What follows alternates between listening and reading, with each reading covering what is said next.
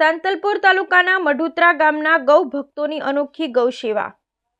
મઢુત્રા ગામ ખાતે 300 વર્ષથી ગૌચરની 171 એકર જમીનની હરાજીમાં મળતા ₹35 લાખ ગૌસેવામાં વાપરવામાં આવે છે।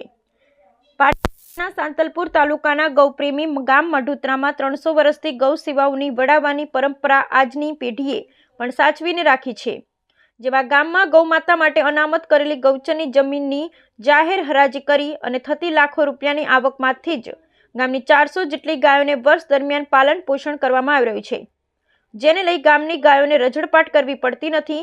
આવક ખર્ચનો સમગ્ર વહીવટ ગામના ચોકમાં સૌની હાજરીમાં જ પારદર્શક રીતે જાહેર હરાજી કરવામાં આવતી હોય બિનવિવાદિત વર્ષોથી ગૌસેવાના વડવાઓએ ગાયોના પાલન પોષણ માટે ગામની સીમા ઉપજાઉ 170 એકર જેટલી જમીન દાનમાં આપવામાં આવી હતી। જમીનનો ગાય માટે સદુપયોગ થાય માટે 300 વર્ષ પૂર્વે વડવાઓએ ગૌસેવાની અનોખી પદ્ધતિ અપનાવી હતી, જેમાં ગાયો માટેની જમીન 1 વર્ષ માટે ખેતી કરવા હરાજી કરી આપવામાં આવે ને હરાજીમાંથી આવતી જમીનની રકમમાંથી ગાયોને નિરણ નાખવાની પ્રવૃત્તિ શરૂ કરી હતી।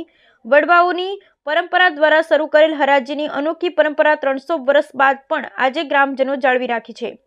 ગામમાં 170 એકર ગૌચરની જમીનની હરાજીમાં ખેડૂતનું ગત ડિસેમ્બરમાં અંદાજિત 35 થી 40 લાખની રકમ આવી છે, જે આવકમાંથી ગામમાં 3 એકર જમીનમાં ગામની નજીક ગ્રામજનો દ્વારા ગૌશાળા બનાવવામાં આવી છે, જેમાં ગામ લોકો ગાયો અહીં મૂકી જાય છે। ત્યાં હરાજીથી થયેલ આવકમાંથી ગાયોના નિભાવ કરાય છે। ઉપરાંત ગામ ચોકમાં ઊભા રહેતા પશુઓના ખાતરની પણ જાહેરમાં હરાજી કરવામાં આવે છે। ટ્રસ્ટ ગામને ભેગું કરી જાહેરમાં હરાજીની આવકનો હિસાબ આપે છે। હરાજીમાંથી થતી આવકનો વહીવટ કરવા ટ્રસ્ટ બનેલું છે, જેમાં ગામના આગેવાનો ટ્રસ્ટીઓ છે। સંપૂર્ણ રકમનો વહીવટ પારદર્શિત થાય તે માટે ટ્રસ્ટ દ્વારા આ રકમનો સંપૂર્ણ હિસાબ દર વર્ષે ગામને ભેગા કરી સંભાળવામાં આવી અને હિસાબ આપવામાં આવે છે।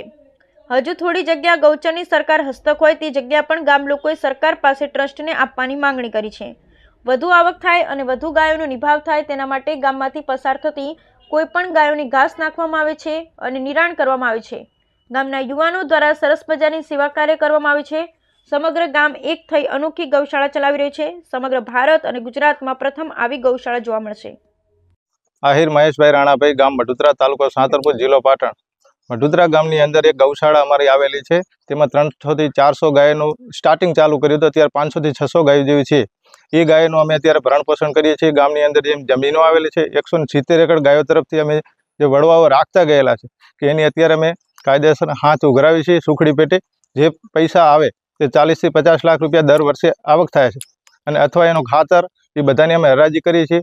એ બધાનો જે પૈસા આવે તે અમે ગાયોમાં વાપરીએ છીએ। જય હિન્દ।